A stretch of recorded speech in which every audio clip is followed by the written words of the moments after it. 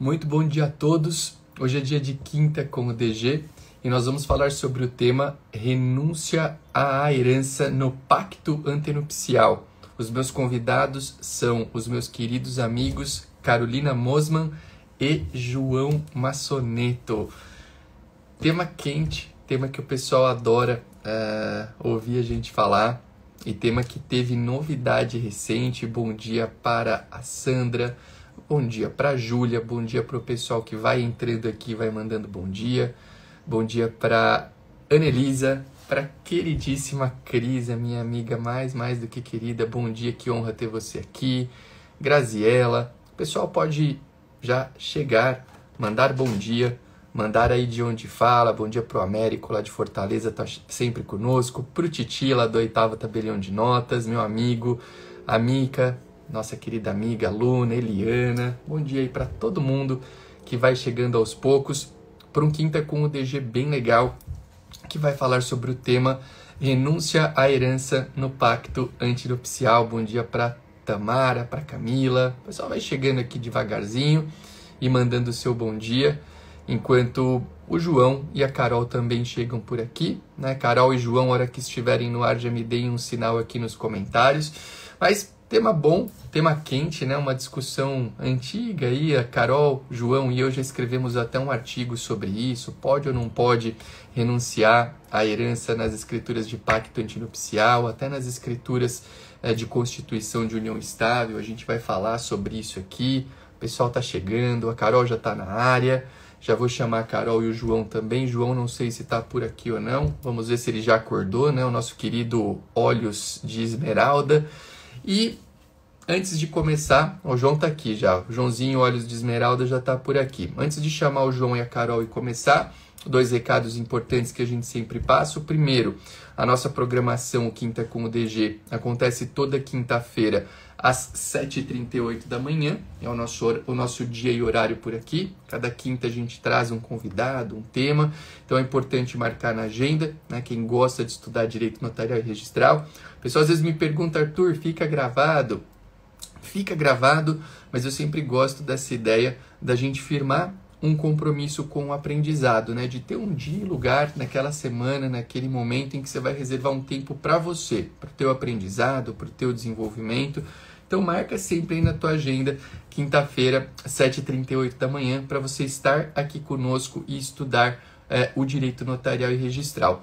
E o segundo ponto, mandando aqui um bom dia para Carla também, que sempre está conosco, tanta gente querida aqui nesse encontro na quinta de manhã. A segunda mensagem é que vocês podem tirar dúvidas aqui conosco, comigo, com a Carol, com o João. Podem mandar dúvidas nos comentários, mas óbvio, né, que as dúvidas são voltadas ao tema que a gente vai falar naquele dia determinado. Quer mandar outras dúvidas, manda por direct, manda nas caixinhas que a gente sempre está abrindo por aqui, tá? E quem quiser, claro, um pedido para quem está aqui agora, bom dia para Ana, bom dia para Fafá, para Flávia lá do 6º Cartório de Santo André, para Neide aí, todo mundo chegando. Quem quiser nos ajudar a alcançar mais pessoas nesse nosso encontro, clica no botão do aviãozinho ao lado dos comentários e manda a nossa live, o nosso encontro para outras pessoas que se interessem pelo tema, tá, gente? A gente não está interessado em volume aqui, a gente quer pessoas que queiram aprender sobre esse tema, então clica lá no aviãozinho e manda para pessoas que tenham interesse no tema de hoje. Deixa eu chamar aqui a Carol e o João, para que eles possam já entrar conosco e começarmos a desenvolver o nosso tema. Bom dia, uma alegria estar aqui hoje com vocês. Que bom ter você aqui. Fazia tempo que você não participava do Quinta com o DG, hein, Carol? Fazia tempo. Muito bom ter você aqui. Seja muito bem-vinda. A Carol, pessoal, que é uma amiga querida de longa data. Carol tem um trabalho muito legal aí de mentorias e um deles é voltado a esse tema que a gente tem aqui, né? O pano de fundo desse nosso tema, que são os inventários extrajudiciais. Então, acompanhem lá o trabalho dela, que é um trabalho muito bonito. Seja bem-vinda, Carol. Muito bom ter você aqui. Obrigada, Arthur. Muito bom estar aqui com vocês, né? Ó, o João ainda está meio dormindo ali. Pois é, Carol, você sabe que eu tô com essa sensação que ele tá arrumando o paletó ali. O João tá terrível. Agora que ele tá na capital, o bicho não para, né? Ele tá tá experimentando as coisas. Aí o João, depois que mudou para a capital, ele mal atende o celular, viu, Carol? Ele tá terrível, ele não fala mais É, com a tá assim, gente, então. Não tá fala sempre. mais no grupo, Não, tá? tá sempre lotado de compromisso. Bom dia para o Gustavo Canheu, que chegou aqui também agora. Olha lá, barba por fazer. É isso aí, Joãozinho. Tá se acostumando na capital, nosso querido Olhos de Esmeralda, né? Seja bem-vindo, viu, João? Muito bom ter você aqui. Bom dia, meus amigos. Ó, Vocês ó, sempre tirando onda, né? olha a voz dele. Carol, presta atenção que a gente não precisa falar É. mais nada, viu? A gente não precisa falar mais nada. João, eu vou Bom ligar para a dia, Patrícia, viu? João. Bom dia, meus amigos. O bicho tá pegando aqui. Teve alguém que falou aqui que o João tá se... o Thiago, o Titi falou aqui que o João tá se acostumando com a cidade grande. Pois é, tem que ver qual é o hábito que ele está se acostumando, né? Vamos ver, ficar de olho no João. Mas vamos parar de falar do João e falar do tema que a gente se propôs a falar aqui. A gente deu um tema, um nome, né, pro nosso encontro, que é o nome Renúncia à herança no pacto antinupcial. Esse é o tema que a gente deu para falar um pouquinho sobre um tema importante, um tema que já foi objeto de escrita de artigo por nós três. Quem quiser ler sobre isso, procura lá no Migalhas, joga lá um dos nossos nomes e o tema você vai encontrar. Ou se alguém quiser colocar aqui nos comentários também, alguém quiser procurar e colocar, tem um artigo que a gente já publicou falando sobre isso. E a ideia qual é? Acho que trazendo um panorama inicial, importante a gente esclarecer o quê? Qual é o contexto da nossa fala aqui? Regime de bens. Quando alguém quer se casar ou quando alguém quer constituir uma união estável, a gente tem, no caso do casamento, e vamos focar, o João já colocou aqui para a gente o link do artigo, para quem quiser copie e ler depois da live, né? Mas a ideia qual é? A pessoa quer casar e no nosso país, no Brasil, se ela não fizer nada e procurar um cartório de registro civil para o seu casamento, ela vai ter como regime de bens o nosso regime legal, que é, em regra, o regime da comunhão parcial de bens. A gente tem também um regime de separação obrigatória que pode ser chamado de um regime legal nas ocasiões para as quais ele é previsto. Mas eu vou falar da regra aqui. O cara quer casar, não fez nada, procura lá o cartório de registro civil e vai se casar no regime da comunhão parcial de bens. Caso haja a vontade dos cônjuges, dos nubentes, na verdade, de adotarem um regime de bens distinto do regime da comunhão parcial de bens, eles têm essa prerrogativa, essa possibilidade, e eles podem fazê-la, podem escolher essa possibilidade de realizar por meio de uma escritura de pacto antenupcial feita em cartório de notas. Lembrando que nesse momento do tempo que a gente vive, qualquer ato notarial, sem exceção, pode ser feito do conforto da sua casa por meio de uma plataforma dos tabeliões de notas chamada e-notariado. Tá? Então, você quer fazer uma escritura de pacto antenupcial, uma venda e compra, um inventário, um testamento, uma ata notarial, uma procuração, e não quer sair da tua casa, use o e-notariado. Não é o tema de hoje, mas fica aqui a menção. A gente pode até, de repente, falar um pouquinho sobre a competência dessa escritura no notariado mais adiante. Mas, continuando a contextualização, a pessoa vai procurar o cartório de notas de sua confiança e fazer uma escritura de pacto antenupcial. E aí, ela tem as nossas opções de regime de bens previstas no Código Civil, a comunhão universal, a separação, a participação final nos aquestos, e a gente sabe também que se a pessoa quiser, ela pode adotar um regime misto, um regime híbrido, mesclando as regras de alguns regimes de bens e formando um regime talvez único aí que norteie o seu casamento. E aí, então, com essa escolha feita, né, dentro do contexto da escritura do pacto antenupcial, aquele regime de bens será um verdadeiro código de regras para as relações patrimoniais daquele casamento. Qual que é a questão que a gente vai tratar aqui hoje, que é uma questão que tem nuances antigas e que hoje, algumas semanas, ganhou um novo colorido com uma decisão de São Paulo. Regime da separação de bens. É um regime cada vez mais frequente entre as pessoas que querem ter uma divisão entre os seus patrimônios. É um regime, por vezes, adotado até por pessoas que estão no caminho de um segundo relacionamento, que já têm filhos de uma relação anterior, e elas querem começar uma relação falando que, olha, o que é seu, o que é meu. E assim que tem que ser. E aparentemente, quando a gente lê, né, regime da separação de bens, o que me vem em mente, assim, já de imediato? Não vamos ter nenhum tipo de comunicação. O que é meu, o que é seu é seu. E, de fato, essa regra, enquanto vivos estão os cônjuges, ela é verdadeira, né? As pessoas os casais que adotam esse regime de bens, eles não têm uma comunicação. Qual que é a questão? A questão é que pode haver, e a gente vai, enfim, falar se pode, se tem a possibilidade de exclusão, pode haver uma concorrência desse cônjuge do casamento num regime de separação com os herdeiros de um eventual falecimento aí do outro cônjuge, mesmo tendo adotado um regime de separação.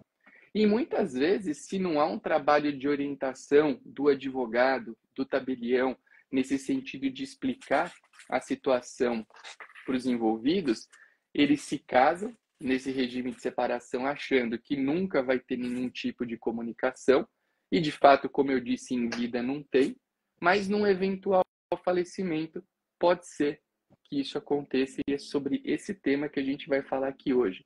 É assim? Dá para afastar por meio da escritura do pacto antenupcial? É possível afastar essa concorrência? Então, esse é o contexto da discussão que a gente trabalha aqui hoje. E eu queria, em primeiro lugar, passar a palavra para a Carol, para ouvir as considerações iniciais dela sobre o tema. E eu acho que um ponto importante, a Carol também, que dentre os trabalhos que ela faz, ela tem um trabalho muito legal que envolve o planejamento sucessório, o planejamento patrimonial, de explicar, Carol, a importância, né, dessa discussão justamente nesse contexto. Porque, o cara vai lá, casa num regime de separação e, do nada, assim, no momento de um eventual falecimento, ele tem tudo aquilo que ele não queria em vida. Se ele não adotar as cautelas que a gente vai trazer aqui hoje, uma cautela que eu acho que agora ganha uma base muito forte de sustentação, eu acho que já tinha essa base de sustentação, mas acredito que hoje ela está potencializada. Mas o cara casa achando que, beleza, tudo que eu queria está acontecendo, mas na verdade, no momento pós-falecimento, você tem um efeito que é exatamente oposto àquele que você queria com uma comunicação. Então, eu queria ouvir as tuas palavras iniciais dentro desse contexto, já falando, inclusive, um pouquinho sobre essa questão do planejamento, de ter esses cuidados, e acho que começamos bem por aí, antes de ouvir também o João na sequência. Então, Arthur, obrigada. É bem isso que tu falou, né? Principalmente, né, a gente escreveu no nosso artigo aquelas famílias que a gente chama de mosaico, né? Que hoje a gente tem, que são as famílias de um novo relacionamento. A pessoa já tem filhos do relacionamento anterior, já tem patrimônio, ela quer ter um novo relacionamento. Tem um áudio, não sei. Será que é o meu que está no... João, você tá sem fone? Tá dando um ecozinho. João, você tá com o seu microfone aberto ou não? Tô no celular. Mas você tá sem normal fone, né? Sem fone. Tenta fechar um pouquinho o seu microfone, ver se você consegue, porque tá dando um eco pequeno, um pequeno eco da Carol. Vamos ver se poderia ser isso ou não. Vamos ver. Eu tô com o fone aqui, acho que não é do meu. Vamos ver. Vamos testar. Você tá com fone, Carol, ou não? Não, mas eu posso pegar, se for o caso. Vamos ver. Acho que melhorou agora. Melhorou. Fala aí. Melhorou. Ficou legal agora. Então, no planejamento sucessório, hoje, uma das grandes dores, né, das pessoas, principalmente, então, que elas têm um novo relacionamento, elas já têm o patrimônio, elas querem ter um novo relacionamento tranquilas, em paz, sem misturar o patrimônio, cada uma ficar com o seu patrimônio, deixar para o Rolf Madaleno fala bastante isso, né, João? Deixar na família troncal, né? Para os filhos, eles querem namorar ou ter uma união estável, um casamento em paz. Eles não querem ter esse risco de misturar o patrimônio. E aí a gente sempre dizia, né? O João sempre dizia, as pessoas iam no cartório falando, não, eu quero casar pela separação de bens, aí tá tudo resolvido, né? Eu vou ter separação no divórcio, em caso de divórcio, eu não tenho direito ao patrimônio dele, ele não tem direito ao meu patrimônio, e em caso de morte também. Aí quando a gente dizia para eles, não, em caso de morte, o seu cônjuge, né, ou a sua esposa, o seu marido vai ser seu herdeiro, existia uma inconformidade muito grande, com razão, né, daquelas pessoas que não queriam misturar o patrimônio. Então, começou a surgir, né, Arthur, e João, como forma de planejamento sucessório, essa tese capitaneada pelo Rolf Madaleno, pelo Mário Delgado, de eles poderem, no pacto antinupcial, dizerem, olha, nós não queremos ser herdeiro um do outro quando em concorrência com descendentes e ascendentes. Né? Se eu morrer, eu quero que a minha herança fique toda para os meus filhos. Tanto de um lado quanto do outro. Era recíproco, não havia prejuízo de um em relação ao outro, né? E essa corrente, inicialmente minoritária, foi crescendo, né? Foi crescendo, né, João? Foi cada vez trazendo mais doutrinadores a favor. E a gente começou a fazer pactos antinupciais, contratos de convivência nesse sentido, em todos os estados. Inclusive, o Rio de Janeiro trouxe isso, né? O Rio de Janeiro trouxe isso expressamente no Código de Normas. E a gente vinha fazendo com gente dizendo que não podia, por ser pacta corvina, né? A gente tem toda essa discussão se essa cláusula em que eu digo que eu não quero ser herdeiro, eu renuncio à herança, fere o pacta corvina, mas eu vou deixar isso para o João falar, tá? Para ele, para essa parte, ele falar que ele gosta e então a gente tinha essa discussão, mas a gente vinha fazendo em São Paulo, até que começaram a ocorrer decisões em São Paulo, dizendo que o pacto antinupcial inteirinho era nulo por causa dessa cláusula. E aí obstavam o registro desse pacto no livro 3 do Registro de Imóveis. O que acontece, gente? Só para voltar um pouquinho. Quando eu vou casar pela separação de bens, antes eu faço o pacto antinupcial no tabelionato de nota, certo? Aí eu caso no registro civil. E em seguida eu preciso levar esse pacto no livro 3 do registro de imóveis para quê? Para ter efeitos perante terceiros. Para eu opor meu regime de bens contra terceiros, principalmente em relação a dívidas de um e de outro. O que acontecia se não era registrado? Não tem efeitos perante terceiros. E aí alguns registradores, e aí depois com suscitação de dúvida, né, amparados lá por São Paulo, estavam negando esse registro do pacto. Então esse pacto acabava não tendo efeito perante terceiros por causa dessa cláusula, né? E aí que a gente teve recentemente uma decisão de São Paulo mudando isso. E aí sendo uma vitória muito grande para o planejamento sucessório, né? Nos outros estados a gente vinha fazendo as escrituras de pacto tranquilamente com a cláusula, mas em São Paulo a gente estava, né, meio travado, tanto que a gente tinha que fazer em escritura declaratória em separado, né, João? A gente tem que fazer o pacto sem a cláusula e uma escritura declaratória em separado. Pois então teve essa decisão recente do Loureiro, que é uma bela decisão, né? Depois a gente pode colocar até o número dela aqui, que mudou essa linha, tá? Mudou a jurisprudência de São Paulo, né? Uma decisão, mas né, traz uma mudança de sim, eu posso fazer um pacto antinupcial com essa cláusula e esse pacto pode obter registro. E aí essa decisão assim é muito importante para o planejamento sucessório, porque a gente sempre defendeu, né? João e Arthur, inclusive, está no nosso artigo. O momento do casal manifestar a vontade de não ser herdeiro um do outro é no pacto antinupcial. Se eu proibir eles de fazerem isso, quando eles vão fazer? Em que momento eles vão fazer isso? Vão esperar uma troca de legislação, né? O João trouxe aí, né? Lembrando, gente, que o nosso Código Civil, apesar de ser de 2002, ele foi feito na década de 70, quando a gente não tinha nem o divórcio ainda. Então, é importante que a gente tenha essa decisão. Eu até vou parar de falar para deixar o João falar um pouco, o Arthur.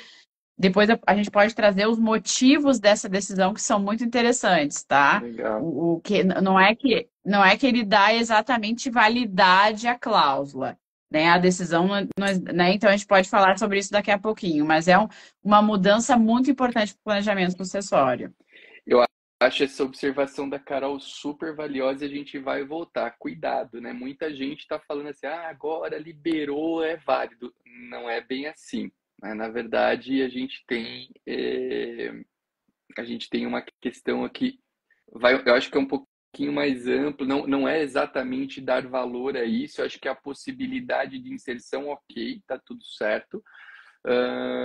E aí, eu acho só que tem que ter um certo cuidado em como construir essas cláusulas daqui por diante, porque efetivamente a decisão ela toca num ponto que me parece muito mais de deixar uma manifestação de vontade para agora e ver o que vai rolar depois. Mas a gente vai falar sobre isso já já. E acho que de tudo que Carol falou, um ponto muito importante é o que? O problema é você falar, por conta dessa cláusula, numa nulidade de todo o pacto, né, Carol? Porque, pô, às vezes você faz lá, você escolhe, você tem o externar a tua vontade, e aí, pô, por conta de uma questão que, vamos colocar ela como discutível, você não poderia, pelo menos em tese, invalidar é, o resto, né? Eu acho que esse é um ponto importante. E acho que não tem razão de ser também, principalmente pensando na manifestação de vontade das partes, né? Eu tenho direito, não tem conflito, não tem prejuízo a ninguém, há consenso. Então, não veria muito por que, enfim, tornar todo o instrumento nulo por conta de uma declaração. Lembrando que isso que a gente está falando, esse instrumento, ele tem valor para a gente já deixar a situação regrada lá no momento do pacto. Né? Por quê? A Mila perguntou aqui, esse cônjuge pode renunciar no momento do inventário, tipo depois do falecimento? Sim, ele pode, mas aí você deixa o critério dele, né? E não deixa o critério, é uma questão que foge à alçada dos envolvidos. Essa renúncia, né? Renúncia à herança pós-falecimento, qualquer pessoa pode renunciar.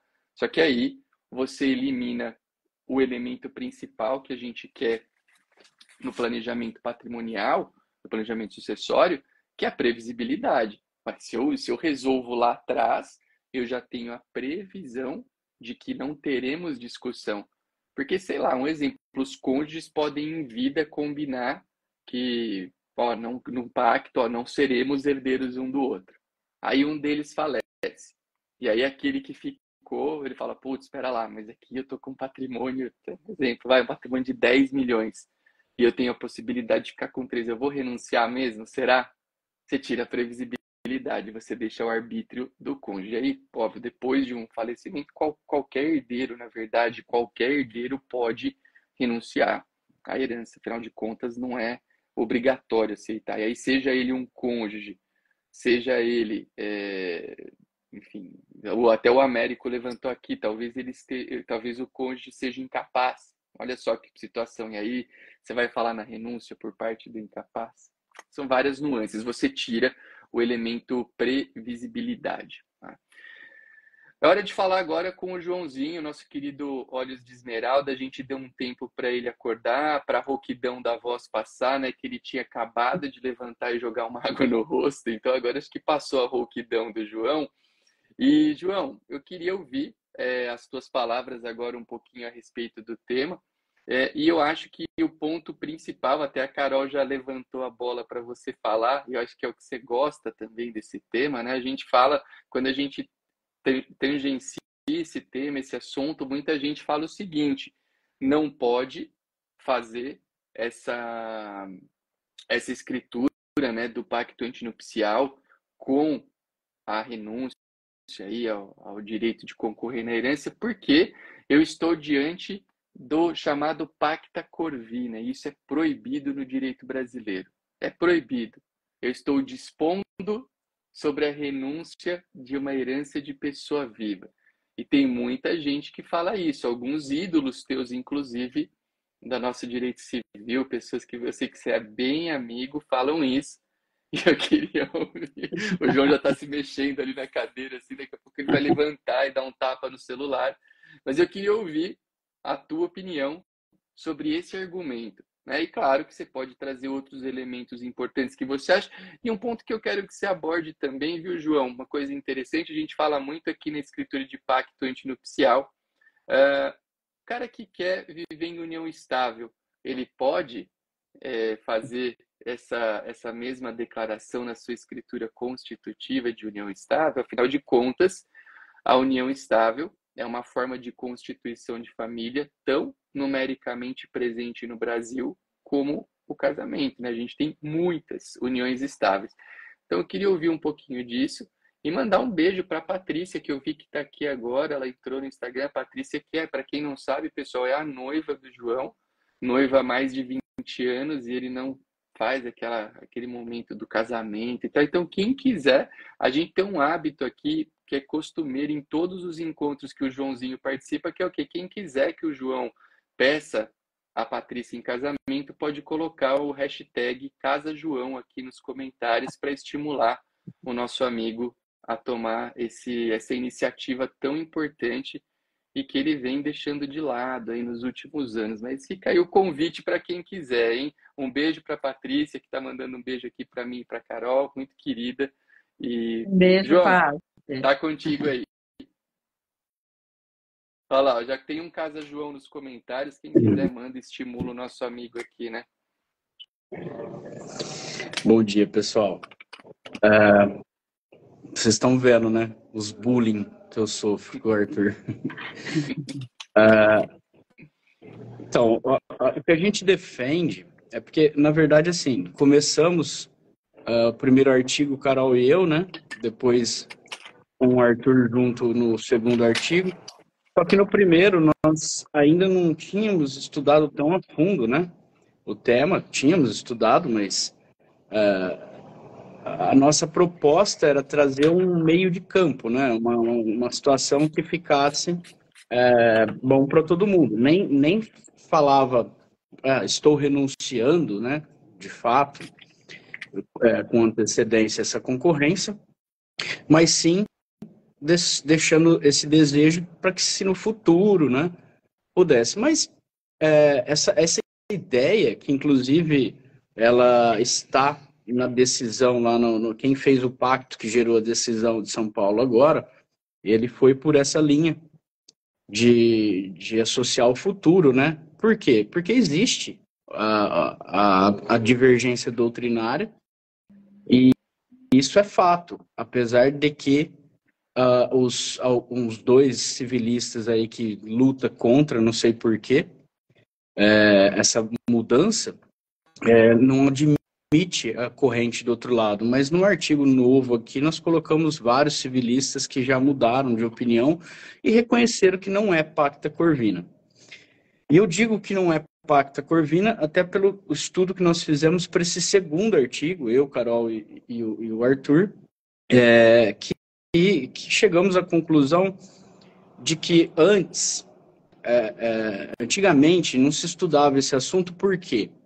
Por falta de interesse e da demanda. Porque, gente, nossos pais, nossos avós casavam normalmente para a vida toda. Então não tinha esse assunto, não tinha esse tema. E o tempo mudou, né? A sociedade foi mudando e essa demanda foi aumentando. E aí começaram os estudos mais aprofundados sobre o tema. Como disse a Carol, o Mário Delgado, Rolf Madaleno, dois civilistas que começaram a estudar e defender essa tese que não era pacta corvina, que era diferente. E pela lógica, gente, eu brinco quando a gente está em debate que é assim, pacta corvina onde não tem corvo. Porque o corvo da pacta corvina, da história do pacta corvina, é a questão de alguém esperar a morte de alguém para ter uma vantagem. Eu vendi meu imóvel para o Arthur, ele me paga metade do valor e a outra metade ele diz que vai me pagar quando o pai dele falecer, um exemplo. E aí, no caso, a expectativa minha de receber seria com a morte do pai dele. Então, eu ficaria, né, desejando a morte para ter uma vantagem. Nesse caso do pacto é totalmente diferente.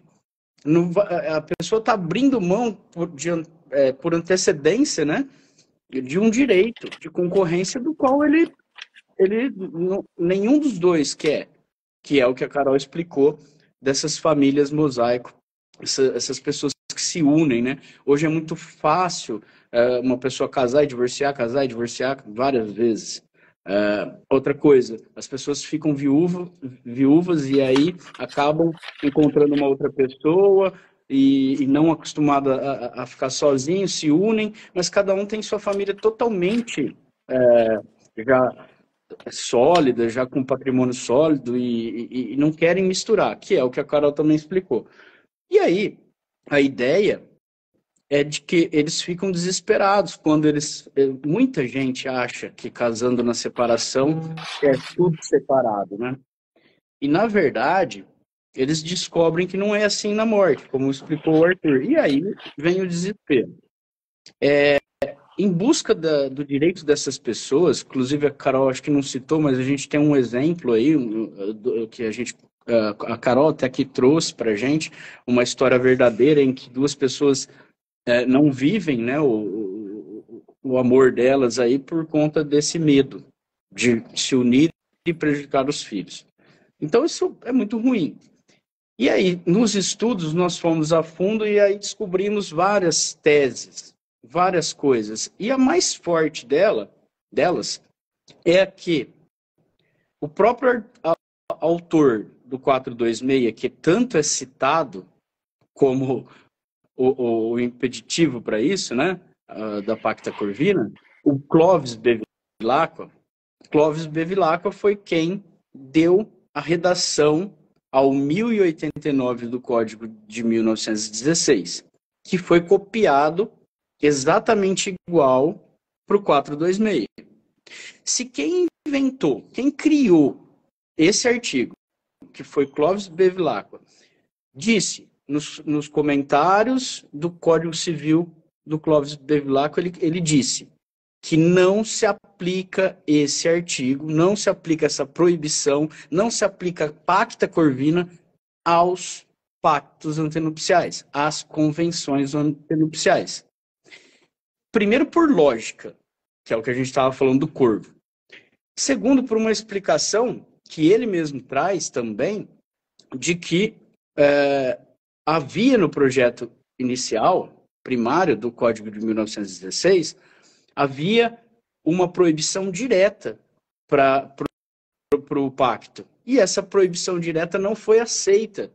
Ela não passou. Ela foi retirada propositalmente. Então isso reforçou. E olha que Clovis Bevilacqua, naquela época, por não ser a mesma sociedade que nós temos hoje, ele era contra. Mas mesmo contra, ele assumiu de que no pacto não existe aplicação dessa proibição, dessa Pacta Corvina. Então, para mim, só isso basta, porque se o próprio autor do 426 está dizendo que ele não se aplica no pacto antenupcial, por que eu vou acreditar em dois civilistas que estão brigando para não mudar? Porque os outros todos já reconheceram, já estudaram e já reconheceram. Então, assim, eu sou muito mais acreditar no Clovis Bevilacqua. Outra coisa que eu falo, qual é o prejuízo de mudar? Nenhum. Só há benefício, prejuízo não há. Pode procurar, não há prejuízo. Só privilegia a autonomia das partes, o que elas terem o direito de decidir sobre a vida e os bens delas. Então, eu acho até um absurdo alguém ficar lutando contra essa inversão. E aí, a prova final, que é pura vaidade, porque que não mudou, é que agora no projeto do Código Civil, eles estão colocando uma continuação do 426 para dizer exatamente o que o próprio Clovis Bevilacqua já disse lá atrás, que não se aplica essa proibição para o pacto antenupcial. Então, assim, é muito lógico isso. É muito lógico e, assim, todo mundo se rendeu a isso. Nós colocamos no artigo aqui vários civilistas e várias outras pessoas que não são tão conhecidas, mas que escreveram excelentes trabalhos, teses de doutorado sobre isso, mostrando que não é pacta corvina. O problema todo é que todos nós passamos pela faculdade de Direito e todos nós fomos ensinados que isso é pacta corvina. Só que ninguém está dando o braço a torcer quando vai estudar a fundo o assunto. Quem fala que é pacta corvina pode ter certeza que não foi estudar a fundo o assunto. Eu não entendo, né, o porquê dessa resistência de alguns. Inclusive, até o pacto, a gente acha que não deveria ser analisada essa parte para o registro. A gente sempre achou isso. Porque em determinado momento algum registro devolveu, mas veja bem, o registro do pacto é para dar publicidade ao regime de bens e se há alguma exceção a ele. Essa cláusula não é para dar publicidade a terceiros, ela só diz respeito ao casal. Então, os registradores não têm nem que olhar essa cláusula. Ela e outras tantas... E parece que a linha da decisão é essa, né? Eu acho Exatamente. Que a gente pode até falar sobre isso daqui a pouquinho, mas acho que a decisão caminha por aí. Eu acho que é o fio de raciocínio que se puxou lá. Arthur, eu só queria finalizar aqui com uma resposta que eu já vi alguém falando, você mesmo citou também. Pode na união estável? Isso, lógico que pode. Queria que você faça. E alguém perguntou sobre contrato de namoro aqui também, né? Perguntou se pode contrato de namoro. Eu gostaria de falar sobre isso também, que é o seguinte: pode no contrato de namoro? É lógico que pode, desde que tenha lógica como você vai colocar. Isso. Eu até falei isso pro professor Mário Delgado quando encontrei com ele no Pará. Eu falei, olha, ele e o Leonardo, que o Leonardo era presidente do IBDFAN, fazia isso lá com o Zeno no Pará há muito tempo. Tem até um livro novo dele sobre pacto antenupcial, que ele conta isso. Qual é a questão? Eu falei para eles, eu falei, eu não só faço na declaratória de união estável, como eu faço no contrato de namoro. Ele falou, mas... Eu falei, claro... Se eu faço o contrato de namoro e nele eu coloco que, se um dia se tornar união estável, eu quero que seja o regime da separação de bens. A gente não faz contrato de namoro justamente, principalmente por conta disso, porque a união estável pode acontecer com o tempo preenchendo os requisitos. Então já prevê, olha, nós estamos namorando, mas se de repente virar união estável, a gente já está escolhendo o regime e ainda nós não queremos ser... concorrentes um do outro. Por que não? Tranquilo. Agora, eu fiz e vou além, tá? Foi o que eu falei na live do IBDFAN. Eu vou além. Eu faço para as pessoas que me procuram desesperadas, porque não sabiam disso quando se casaram ou se uniram em união estável, e agora eles querem colocar isso no papel, essa vontade deles. Então eu faço posteriormente também, por que não? Eles não podem chegar e fazer uma escritura declaratória dizendo, olha, nós não sabíamos, né, principalmente por eles não ser da área de direito, não sabíamos que éramos herdeiros concorrentes um do outro e queríamos aqui deixar uma declaratória de um acordo que nós estamos fazendo, que estamos expressando aqui que nenhum dos dois quer, nunca quis. Se a gente soubesse disso, tinha feito na época. Qual é o problema? Nenhum problema. Tudo dá na mesma coisa. Eles são autorizados a fazer, não são proibidos a fazer. Isso é autonomia da vontade.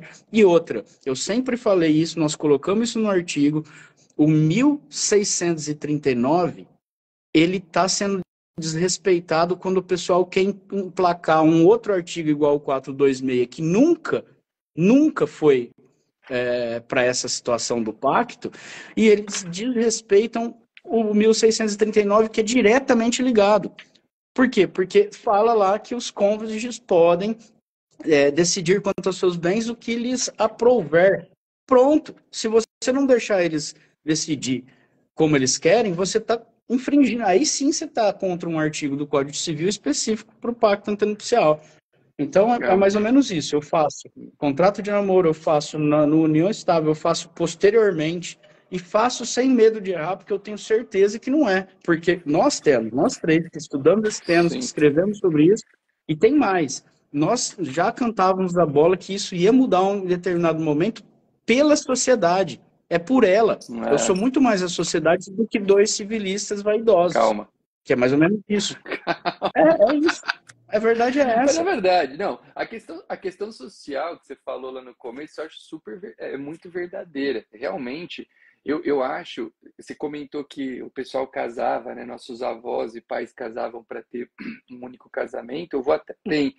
Eu acho que antigamente o regime de separação de bens era visto como até uma espécie de desconfiança de que o casamento não ia dar certo, sabe? Putz, não.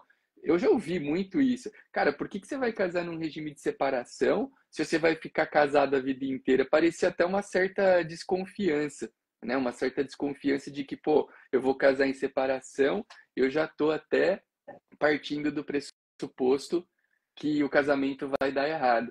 Esse tema, inclusive, a gente sempre trata de casos dos famosos aqui nas redes sociais, quando o primo rico lá, o Thiago Nigro, casou com a Maíra Cardi, que é uma outra blogueira, eles casaram num regime de comunhão universal de bens, sob esse argumento, falou, não, o nosso casamento é um casamento que não vai acabar nunca, então não tem sentido a gente adotar um outro regime. Tomara, né? Tomara que eles fiquem casados. Ninguém viu o pacto deles, né, Arthur? Pois ninguém viu o pacto. Ninguém viu, para ver se tem alguma exceção, né, Carol? Essa comunhão universal, eles chamaram de universal, mas criaram uma exclusão de a comunhão universal é pro bem de moradia, o resto é tudo a separação de bens. Exatamente. Então pode ser uma comunhão universal peronomútil, com todo respeito aos nossos amigos paraguaios, né? Mas enfim, pode ser.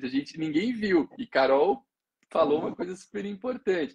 Então, tem mesmo, né? Essa questão, putz, então, cara, realmente, hoje não. Hoje o pessoal casa num regime de separação de bens porque até acho que é uma organização patrimonial, um respeito aos próprios filhos, talvez, ali pensando num primeiro casamento, para que eles não se sintam prejudicados e tal, num eventual falecimento. Então, o contexto social é outro. E quero destacar também o que João falou, que o contrato de namoro pode, na minha visão, também contemplar, desde que, como o João bem frisou, haja lógica na redação do que a gente faz. Porque namorado não é herdeiro. Então não dá para simplesmente você jogar lá uma cláusula num contrato de namoro falando assim, olha, eu não me vejo como herdeiro do outro. Porque, cara, você nem é herdeiro, você é namorado. Seria até contraditório você fazer essa declaração. Então, cuidado no contrato de namoro para que a gente pense sempre na estrutura evolutiva da relação. Olha, a gente está namorando, se esse namoro se tornar uma união estável, né, passar a ter as nuances de uma união estável, a gente quer declarar que o regime é um regime de separação e também que não há essa concorrência, né? Então, eu acho que tem esse ponto, que é um ponto bem importante. Antes de continuar, eu quero só mandar um beijo para Priscila Agapito, nossa presidente lá da Comissão de Direito Notarial e Registral do IBDFAN, que não sei se ela está aqui ainda, mas ela passou por aqui em algum momento. Sempre bom ter a Priscila por aqui, que estava nos ouvindo do táxi. Um beijo para a Pri, que é super aí ativa dentro desses temas. Mandar um abraço para o Dr. Germano, que falou que dá gosto ouvir a gente aqui, mandou um bom dia. Um abraço para o Dr. Germano, que é um querido amigo aí, registrador de imóveis em Cianorte. Para a Cris, advogada em São Paulo, que falou que adora o João. Aí o João tá cheio de fãs aqui, a galera gosta de ouvir o Joãozinho revoltado, né? O cartório Pedroso Tameirão. Sabe que eu sempre falo pro João, né, João? O que eu mais peço pro João ultimamente é calma, né, João? O João é muito nervoso, muito frenético aí nas causas dele. Eu acho super legal isso. Arthur, Oi. aproveitando. O pessoal fala, mas é que assim, eu gosto de ser verdadeiro. Eu queria explicar para o pessoal, às vezes, a minha revolta com esses civilistas aí vaidosos, pelo seguinte: eles chegaram até a me humilhar num grupo por pensar diferente nesse tema. Por isso que esse tema ficou tão importante para mim. Eles insinuaram que quem faz, isso que me deixou muito triste, que quem faz isso faz por dinheiro. O notário que aceita colocar isso, aceita por dinheiro. Tanto que no nosso artigo nós colocamos lá no final a lista com os valores do pacto antenupcial em cada estado, né? Isso. Então, cento e pouco, 50 e pouco, o que é mais é 500, né? O pacto. É menos de 1%, bem menos de 1% da renda de um cartório. Então, assim, eu fiquei tão ofendido com isso. Eles falam tanta besteira só porque a pessoa tem um nome, mas o bom é que a gente conhece vários outros civilistas que são um amor de pessoa, e falo aqui, deixo aqui a homenagem ao nosso master, né, que nos deixou, infelizmente, que era o Zeno Veloso, que põe esses dois civilistas aí vaidosos no bolso, e era a pessoa mais simples e humilde que tinha, que todo mundo gostava. Então, por que eles não podem ser estudioso, inteligente, não ofender as pessoas e serem humildes e boas pessoas como o Zeno, né? Eles foram, quando saiu a norma no Rio de Janeiro, permitindo, com aquele cuidado de que tem que alertar pela divergência, isso nós nunca fomos contra. Nossa sugestão nos 2 artigos não foi nesse sentido. Olha, vamos falar no pacto, mas vamos colocar que tem divergência. Lógico, ninguém é irresponsável.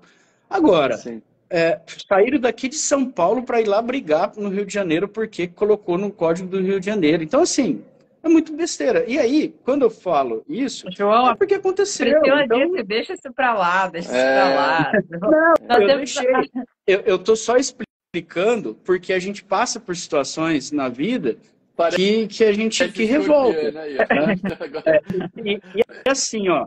E assim, o que mais me irrita, assim, vocês sabem o amor que eu tenho pela profissão. Eu acho que a nossa profissão, o mais lindo da nossa profissão é a fé pública.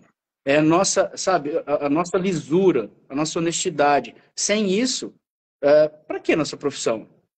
Então, o que acontece? Quando uma pessoa vem e ainda avacalha com isso, falando que quem faz o pacto, pelo amor de Deus. Então, assim, graças a Deus, a gente fica muito feliz em estar mudando isso. E você sabe que eu fui lá naquele mesmo, você sabe que eu fui lá naquele mesmo grupo que isso aconteceu e coloquei a decisão de São Paulo. Entendeu? Interessante a gente falar depois, né, Arthur, da decisão, que ela vai ao encontro do que a gente sempre defendeu, né, de não, né, Arthur, eu acho que tu vai entrar nesse ponto que eu acho que é o principal de a gente falar hoje, de que é justamente o que a gente sempre defendeu, e né, naquela live que tu falou com o Zeno, que ele disse, sim, pode ser, eu acho que a gente precisa falar isso. Acho que você pode, Carol, já vou pedir para você falar sobre isso, só com uma pequenina observação. João, comungo da tua revolta nesse aspecto monetário, porque é um saco mesmo, para falar a verdade, a gente ficar ouvindo que faz coisa por dinheiro. Um desses civilistas eu te contei, né? Eu até tive uma questão que envolveu um dos 2 que João fala.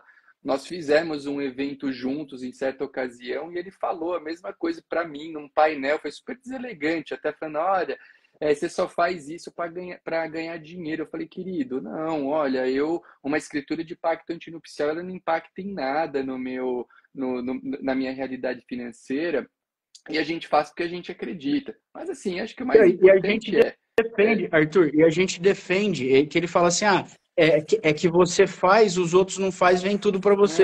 A gente defende isso publicamente, falando para os cartórios fazerem. Não tem sentido. Esse argumento, na verdade, se fosse por dinheiro, nem faria, né? Seria o contrário, pela questão de eventual responsabilidade aí de perder dinheiro, né? Muito perigoso, contrário. É um argumento até, de certa forma, pueril, assim, mas tudo bem, eu sempre falo... Tem uma coisa, João, tem um preceito, acho que é até um preceito de vida esse, né? E vale para essas pessoas. Tem uma coisa que falam assim, quanto quanto mais eu falo sobre o outro, mais eu falo sobre mim mesmo. E também tem até aquele ditado que quando Pedro fala de Paulo, sei mais de Pedro que de Paulo. Então deixa para o nosso amigo Pedro guardar aí as coisas dele, tá tudo bem. E vamos seguir, porque a gente tem mais uns 10 minutinhos. E eu queria ouvir da Carol justamente a importância dessa decisão. Por quê? Cuidado. Não é? Muita gente fala, às vezes a gente pega uma decisão que é uma decisão importante e tal, e aí a gente fala assim, a decisão autorizou fazer a renúncia do pacto, ela autorizou a renúncia do pacto, então parece que o assunto está resolvido. E eu acho que essa decisão não é bem que ela autorizou, ela traz um raciocínio que a Carol vai externar para a gente. E Carol, se já puder abordar também, houve uma pergunta aqui, indagando se na separação obrigatória de bens seria a mesma regra. Então, eu acho que são 2 pontos que a gente pode transitar aqui por essa regra final. A decisão, de fato, autorizou? Ou ela simplesmente falou, olha, eu vou deixar vocês disporem sobre aquilo que lhes convém, e lá na frente a gente vê um pouquinho melhor a respeito disso. Fala pra gente, que eu acho que é importante, é um tema bem valioso dentro desse contexto.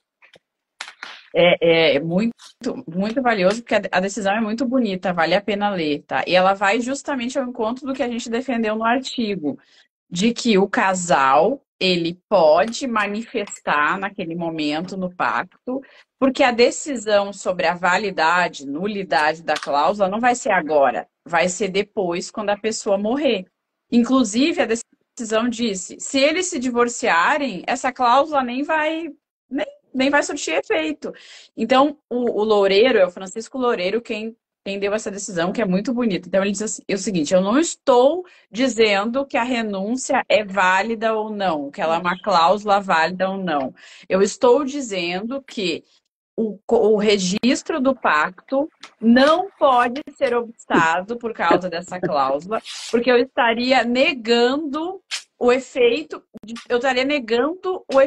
perante terceiros de todo o pacto por causa de uma cláusula que, na verdade, hoje a gente tem, ele inclusive diz, é justamente o intenso debate com excelentes argumentos contra e a favor dela, que devem fazer com que ela esteja no pacto e a validade dela não seja decidida em sede de dúvida, que é uma decisão administrativa, e sim lá no inventário, na esfera jurisdicional. Então, ele disse, né, é exatamente isso que a gente sempre defendeu. O momento das pessoas manifestarem essa vontade é no pacto, e não é essa cláusula que deve obstar o registro. Ele até diz assim, o registro do pacto não é constitutivo. Ele é feito no livro 3 e ele é feito para dar publicidade perante terceiros. É diferente de uma compra e venda. Quando eu vou registrar um imóvel para o meu nome, só é dono quem registra, né? Então, eu estou constituindo a propriedade no momento do registro. O pacto, não. Então, o pacto eu só estou dando efeitos perante terceiros. E o João bem falou, aquela cláusula não é para ter efeito perante terceiros. É para ter efeito perante o casal, né? Perante depois os herdeiros, no momento do inventário. Então, ele diz, né, reiterando, eu não estou dizendo que a cláusula é válida ou não. Eu estou dizendo que o intenso debate em relação a ela faz que sim, ela possa constar no pacto e isso não obste o registro. Então é uma decisão muito bonita, vale a pena a leitura. Oi, Joãozinho, fala. Só uma parte aqui, a Pri Agapito falou que ela não falou porque não podia, eu concordo, mas que deu vontade dele falar. Ele traz vários argumentos realmente a favor que a renúncia não é pacta corvina, que a renúncia não é pacto sucessório, mesmo a renúncia de herdeiro, não só de cônjuge. Mas ele diz, né? Ele diz só para a gente dizer, ele frisa na decisão. Eu não estou dizendo que a cláusula é válida. Eu só estou dizendo que decisão administrativa não é lugar para decidir isso. E que o registrador, na qualificação desse documento, ele não pode ir tão a fundo quanto ele iria na qualificação de uma escritura. Então é isso, Carol, que ele... E vai mudar, né? E veja bem, se mudar o Código Civil, Se tirarem os concorrentes, tudo bem, mas e se fizerem essa continuação do 426? Aí quem perdeu a oportunidade de falar que desejava isso anteriormente, né? Então pode ter uma mudança, não tem jeito no futuro. E ele Ele está certinho. fala Ele foi... isso, né? É, Ele mas traz isso na decisão, que em vários países da Europa já é possível, que o projeto do Código Civil está prevendo isso. Uhum. Então, que, na verdade, é aquilo que a gente disse no artigo, as pessoas podem dizer que elas querem renunciar e, se for possível, na jurisprudência ou no Código Civil no futuro, já está manifestada a vontade, né?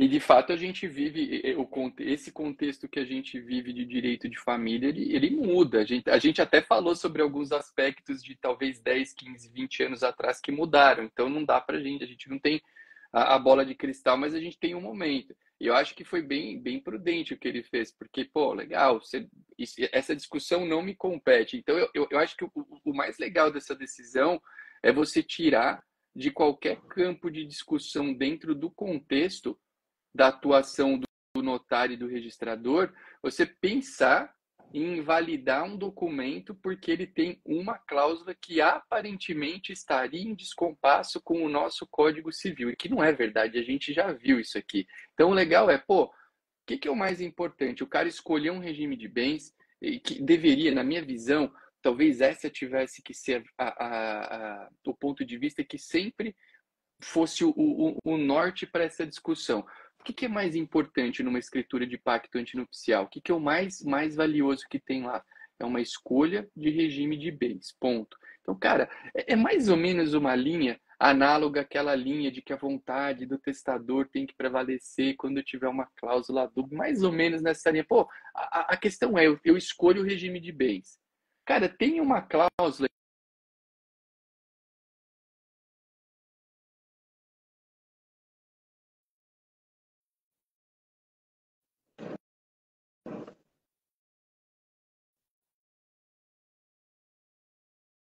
Tudo bem? Agora sim, agora Voltou. voltou. Eu achei até que era eu que tinha travado. Não, deu uma travada na minha internet aqui, acho que voltou. Mas só para fechar o raciocínio, a gente teria o ponto mais importante é a escolha do regime. Cara, eu tenho esse ponto, que é um ponto, vamos chamar assim, de discutível dentro do contexto. Cara, esse ponto, como foi dito na decisão, ele vai ser um objeto de avaliação ali no momento futuro, que é o momento em que você tem que analisar as condições. Então, acho que eu tô mudo? Tem gente falando que tá Não, mudo. pra mim Não tá, voltou. tá Legal. normal agora. Beleza, beleza. Acho que voltou. Então, acho que esse é o ponto que eu acho bem, bem legal da decisão. Eu acredito. Veja, tudo no nosso trabalho ele envolve momentos. Eu acho que essa decisão já é uma grande vitória porque ela permite que a gente coloque a cláusula dentro do pacto. Ponto. A questão é, possivelmente, o assunto vai evoluir, porque eu acho que pode ir um pouquinho adiante, mas eu acho que é um primeiro passo, que é um passo bem valioso, né? Bem valioso mesmo. E eu acho que a gente tem uma conquista para a sociedade, uma conquista para as pessoas que querem ter essa escolha aí, e óbvio, o mais lógico para quem escolhe um regime de separação é não ter de fato a concorrência. Eu acho que tem toda a lógica, todo o sentido isso acontecer. E agora acredito que a gente trilhe caminhos aí em tese menos tormentosos assim dentro pelo menos aqui no estado de São Paulo, né? Esperamos que seja isso.